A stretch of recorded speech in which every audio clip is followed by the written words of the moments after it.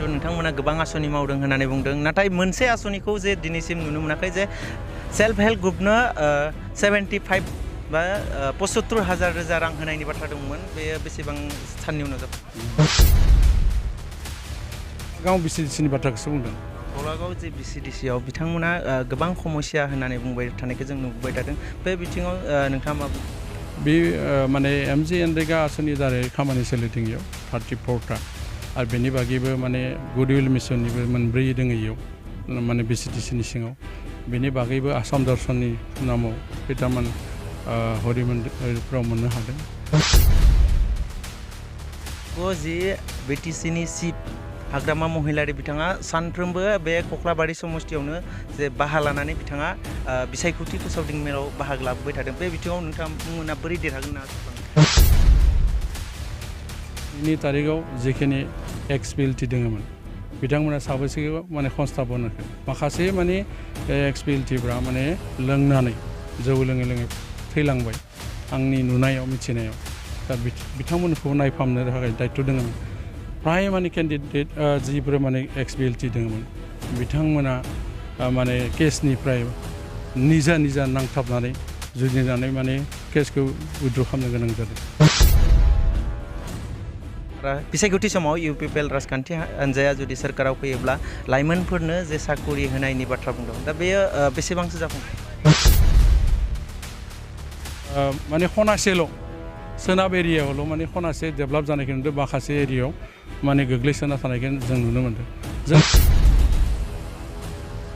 नोंथांमोनखौ उनाव बुंबाय थादों 16 दानाव जे इउपिपिएल सोरखारा जेबो खामानि मावनो हायाखै होननानै बिथाङा बुंबाय थादों आरो NGNरेगानि खेथ्रआव बिथाङा बुंदों जे NGNरेगायाव गोबां जाख्ल'नाय जादों होननानै बे बिथिङाव मा आं बे दलाव फैबाय माने हाग्रामानि दलाव दङमोनबाबो बिथाङा कुनु दिन आंखौ बुंफेराखै कुनु जेबोनाव पबित्र भाई नों मा मावबाय थादों समस्थियाव माने रुमसेबो मोनसेयाव लोगो मोनबाबो बिथाङा सोंफेरा नंगौ बे समाव दङ आङो 22 नं कक्लाबारि बिटिसि LACनि जे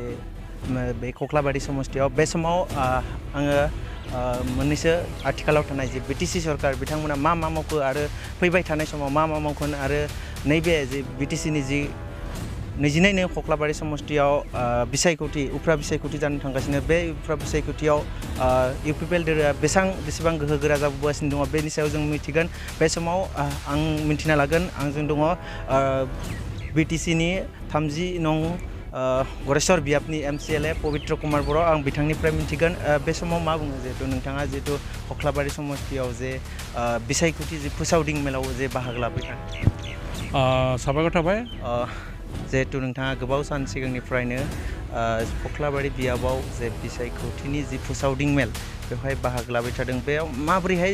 जाबोगासिनो दङ जे बिसायख'थिनि थाखाय दायो आंनि बुजिनायाव जिखिनि दिन आं बेयाव इंचार्ज हिसाबै फैबाय कक्लाबारि समस्तिनि गलागाव बिसिडिसिआव बेनि आं इंचार्ज दा बेवहाय 9,568टा भट दङ हिसाबै दिनैनि तारिखआव आङो जिखिनि गामि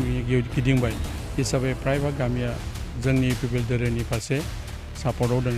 आरो मेजरिटिखौ नुनो मोन्दों हिसाबै जोङो बे नैबे बिसिडिसिआव 5,000निबो अधिक भट जोङो मोननो हागोन होननानै आं आसा फारिदों रायजो राजानि माबोरै सहाय मोन्दों जे नोंथांमोन दा बर्तमान जिखिनि गामियाव आं गिदिंदों बर्तमानाव प्राय भागानो ओंखारबोदों सापर्टखौ नुदों हिसाबै मोजांखौनो होनना बुंनांगोन नै गलागाव बिसिडिसिनि बाथ्राखौसो बुंदों गलागाव जे बिसिडिसिआव बिथांमोना गोबां समस्या होननानै बुंबाय थानायखौ जों नुबाय थादों बे बिथिङाव नोंथाङा मा बुङो बे माने MGNरेगा आसनि दारै खामानि सोलिदों इयाव 34टा आरो बेनि बागैबो माने गुडविल मिसननिबो 4 दङ इयाव माने बिसिडिसिनि सिङाव बेनि बागैबो आसाम दर्शननि नामाव खैथामान हरि मन्दिरफ्राव मोननो हादों थिग बेबायदिनो माने अरुण'दय आसनिनिफ्राय आदि करि बेयाव मोननायखौ जिहेतु नुनो मोन्दों हिसाबै रायजोफ्रा सापर्ट खालामदों निस्सय जोंनि सरकारनि फारसे प्रमद बर' सारनि सरकारनि फारसे आस्था दङ जिहेतु जों मोनथाम दलजों जुग जादों इउपिपिएल BJP आरो GSP बे मोनथाम दलनि जितु सापर्ट हिसाबै माने कक्लाबारि समस्ति हिसाबै जों बर्तमानाव मिथिनाय हिसाबै 30,000नि अधिक भट मोननानै जोंनि बिजाथि देरहागोन होननानै आं आसा फारियो नाथाय नोंथांमोननि जे बेरेखा हान्जा बिथांमोना बुंबाय थादों जों गोबां भट लानानै देरहाबोगोन आरो बिथांमोननि जे बारग' जि बिटिसिनि चिफ हाग्रामा महिलारि बिथाङा सानफ्रोमबो बे कक्लाबारि समस्तियावनो जे बाहा लानानै बिथाङा बिसायख'थि फोसावदिं मेलाव बाहागो लाबोबाय थादों बे बिथिङाव नोंथांमोना बोरै देरहागोन होनना आसा खालामदों? मानो होनोबा अनुस्थान प्रसेसन गायसनोब्ला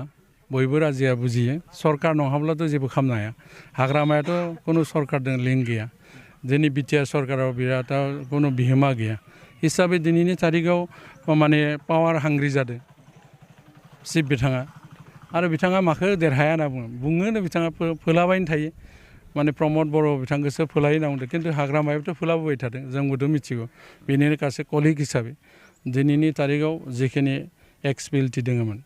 बिथांमोना साबैसेखौ माने संस्थापन होखो माखासे माने एक्सपिएलटिफ्रा माने लोंनानै जौ लोङै लोङै थैलांबाय आंनि नुनायाव मिथिनायाव दा बिथांमोनखौ नायफामनो थाखाय दायित्व दङमोन फ्राय माने केन्डिडेट जिफोर माने एक्सपिएलटि दङमोन बिथांमोना माने केसनिफ्राय निजा नांथाबनानै जुजिनानै माने केसखौ उइथड्र खालामनो गोनां जादों दा दिनैनि थारिखआव हाग्रामाया दायित्व लायाखै एरायना सोलिदों बै समाव दा हिसाबै बिथाङा संस्थापन होदों माने दानि एनडिएफबिफोरनि संस्थापननि बाथ्रा बुंदों गावनिखौ मा खालामबोखो आरो गामि दानख'नाय सोसननायनि खेथ्रआव गेजेट नटिफिकेसन जों नुनायाव 3868 खन गामि हाबनायनि अनगायैबो माने आरो 95 खन गामि हाबबावगोन होनना बुंदोंमोन सिगां बिटिसि सुक्तिनि गेजेरजों दा बेयावथ' सानसेबो बेनि सायाव माने दायित्व लानायखौ जों नुबोदिया दा बेबायदि माखासे इसुनि खेथ्रआव माने खनासेल' सोनाब एरियायावल' माने खनासे डेभेलप जानायखौ नुदों माखासे एरियायाव माने गोग्लैसोना थानायखौ जों नुनो मोन्दों जोंनि आंनि गरेस्वरबादि समस्तियाव बिथाङाबोथ' जथेस्थ' मावनो गोनां खामानि दंमोन हिसाबै बेबादिथ' बिथाङा आसनि हरनो हायाखै जोंनि नुनायाव नैबे समाव नोंथांमोनखौ होनना बुंबाय थादों 16 दानाव जे इउपिपिएल सोरखारा जेबो खामानि मावनो हायाखै होननानै बिथाङा बुंबाय थादों आरो एनजिएनरेगानि खेथ्रआव बिथाङा बुंदों जे एनजिएनरेगायाव गोबां जाख्ल'नाय जादों होननानै बे बिथिङाव मा बुंदों बिथांनि जाख्ल'दोंना जाख्ल'आखै आंनि गरेस्वर समस्तियाव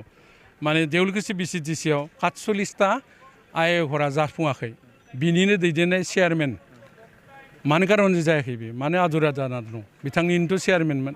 बिपिएफ दोलोनिनो चेयारमेन मा कारनाव जायाखै दा बेनिखायनो बुङोब्ला जथेस्थ' दोङो जोंनियावथ' बिदि गैया बुंदोंबा बिथाङा देखायनानै होथो बेखौ आं बुंदों आरो हाग्रामा बिथाङा जिखिनि बाथ्राखौ बुंबाय थादों सरकारा माने बायगोन सरकारा माने माबागोन होननानै बुंदों सासेबो एमसिएलए इएमफोरा दोरोदाखै दिनैनि थारिखआव आंनि बुजिनायाव सरकारा जोंनिया 5 बोसोर सोलिनाया 100% माने आंबोथ' सासे एमसिएलए आंथ' थाङाखै सोर 12 जना थांदो आंथ' थाङा बुंफैनो हागौ बिसोरो खिन्थु आंथ' थाङाना इसु बेसजों फैदोंबा आंखौ बुंदोंमोन सिगांनि फार्स्ट टाइमाव जय जानाय समावबो बहुद नाजादोंमोन खिन्थु आं रायजोखौ थगायनो हाया पार्टिनि दलनि निति नियमखौ आं थगायनो हाया जिहेतु आं बे दलाव फैबाय माने हाग्रामानि दलाव दङमोनबाबो बिथाङा कुनु दिन आंखौ बुंफेराखै कुनु जिबनाव पबित्र भाइ नों मा मावबाय थादों समस्तियाव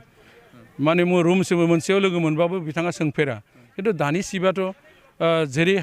जोंखौ खबर लायो आरो बिथांनियाव थांब्लाबो माने सिकिउरिटियानो जोंखौ हाबनो होआमोन एमसिएलए खासिखौ होमबा जों समस्तिनि मा हाबा मावनो दिनैनि सिबाथ' जोङो न'नि सिंनिफ्राय बाहेरसिम जा बिनि गारियाव लोगोसे जफानायनिफ्राय जों फ्रियै मुभ खालामनो हादों खोथाखौ जों शेयार खालामनो हादों हिसाबै जों जथेस्थ' खुगायावनो दङ होनना बुंनांगोन आरो 17 बोसोराव जिखिनि खामानिखौ मावनांगौमोन बेखिनि खामानिखौ मावनायखौ जों नुवाखिसै खिन्थु जोङो 17 माहायाव मावनानै देखायबाय दिनैनि थारिखआव आंनि समस्तियाव आरो नैबे गलागांव नैबे माने कक्लाबारि समस्तियाव 26टा गुडविलनि लामा जाबाय आंनियाव 16टा माने गुडविलनि खामानि जादों होमबा जोङो जथेस्थ' मावदों होनना बुंनांगोन बेनि अनगायै जथेस्थ' माने 40टा डिपार्टमेन्टनि खेथ्रआव आसनिफोर दङ आरोखि जिहेथु नोंथांमोना गोबां आसनि मावदों होननानै बुंदों नाथाय मोनसे आसनिखौ जे दिनैसिम नुनो मोनाखै जे सेल्फ हेल्प ग्रुपनो 75 बा 75,000 रां होनायनि बाथ्रा दंमोन बेयो बेसेबां साननि उनाव जाफुंगोन दा बे खामानिनि खेथ्रआव माने गभर्नमेन्टजों सावरायनानै 10टा सेल्फ हेल्प ग्रुपनि 10टा सेल्फ हेल्पनि आन्दाराव मोनसे बन्दन थागोन बे बन्दननि एगेन्स्टआव आसनि माने होगोन होननानै बेबादि माने माबा जादों आरोखि मिशन मोनसे लादों आरो हिसाबै जानायनि लामायाव बियो स्टार्टिं दा प्रसेसा सोलिबाय थादों आरो माखासे बुंनाय बाथ्राखौ नुनो मोनो जोङो समाव UPPL राजखान्थि हान्जाया जुदि सोरखाराव फैयोब्ला लाइमोनफोरनो जे साकरि होनायनि बाथ्रा बुंदोंमोन दा बेयो बेसेबांसो जाफुंखो 100% बे खामानिया सोलिगासिनो दङ आरो माने बुंनाय लोगो लोगो गासै खामानिया जायो बेबो नङा जिहेतु प्रसेसा सोलिगासिनो दं माने 40टा डिपार्टमेन्टनि एगेन्स्टआव जिखिनि माने भेकेन्ट पस्टफोर दं बेनि एगेन्स्टआव माने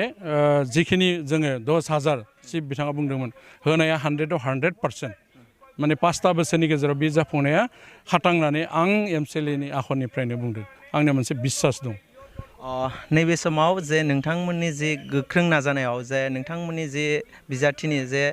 सासे जि केन्डिडेट जे बिथाङा बेसेबां सापर्ट लानानै जे देरहासार जानो हागोन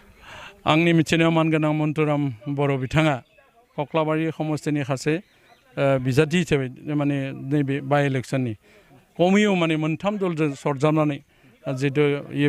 बिजाथि जादों हिसाबै 30,000निबो अधिक भट लानानै बिथाङा देरहासार जागोन बेखौ आं नुहुरदों नंगौ बे समाव बिथाङा गोबां बाथ्रा बुंदों जे कक्लाबारि बियाबनि बिथां बिजाथि UPPL आरो GSP BJP बिथां मोनथाम जे राजखान्थि हान्जाजों जुथायै जे सायख'जानाय बिजाथि बिथाङा 30,000निबो भट बारा लानानै देरहासार जागोन होननानै 30 नं गरेस्वर समस्तिनि MCLA पबित्र कुमार बर' बिथाङा फोरमायदों बिथांमोना बुंबावदों जे बिसायख'थि जोबनायनि उनाव जे माखासे जे आसनि बे आसनिफोरखौ मावफुंगोन होननानै बुंगोन रायजो राजानि थाखाय जौगानायनि थाखाय बे समाव जोङो बिथां रायजो राजानि गोबां जि सोंथि बे सोंथिखौ लानानै फैबाय आरो उन समाव जे रायजो राजानो जि खोथा होनाय बे खोथा होनायखौ जे मावफुंदोंना मावफुङाखै बेखौ लानानै जों फैगोन समाव बिथांमोननि सेराव जे सोंथि लानानै फैबावगोन दिनै बिथाङा जोंनो गोबां बाथ्रा फोरमायबाय